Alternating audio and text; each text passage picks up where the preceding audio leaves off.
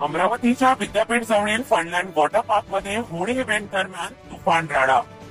सुविधांवरून आयोजक आणि युवकांमध्ये वाद विकोपाला। एका युवकाने मोठा सरडा काढताच संतप्त तरुणांनी त्याच्यावरच हल्ला चढवला।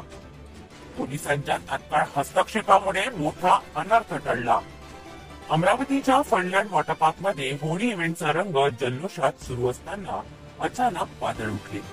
सुविधा न दिल्याने काही युवकांनी आयोजकांशी वाद घातला आणि बघता बघता हा वाद हाणामारीत बदलला।